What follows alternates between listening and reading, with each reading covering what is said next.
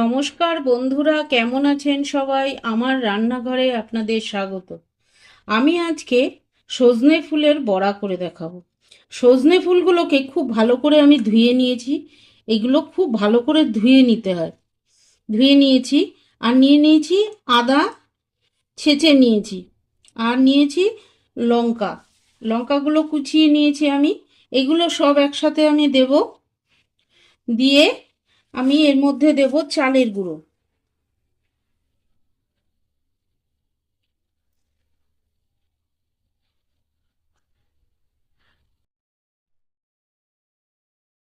এবার দিয়ে দিচ্ছি বেসন।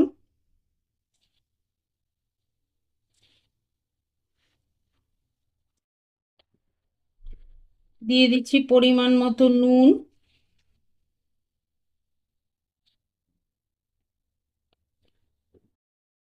আর দিচ্ছি একটু লঙ্কার গুঁড়ো।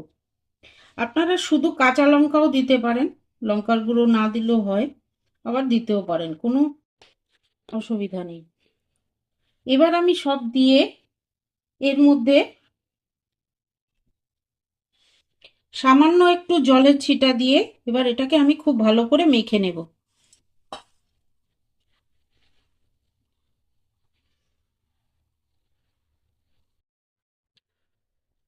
দেখুন, আমি এটা ভালো করে মেখে নিয়েছি। এটা খুব পাতলাও করিনি, আবার খুব শক্তও না, এইভাবেই মেখে নিতে হবে।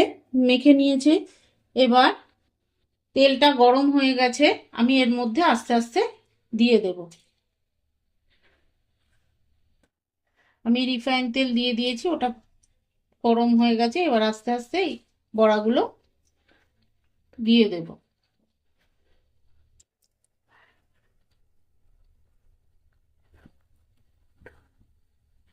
এই সজনে ফুলের বড়া এই ফাল্গুন চৈত্র মাসে খাওয়াও খুব ভালো, বাজারে কিনতে পাওয়া যায়।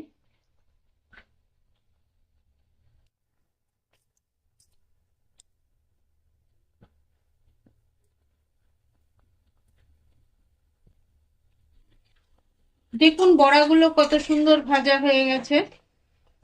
আপনারাও এইভাবে ভাজা করে খান।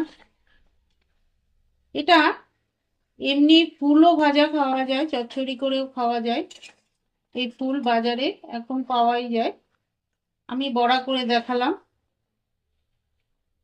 এবার আমি বড়াগুলো তুলে নেব।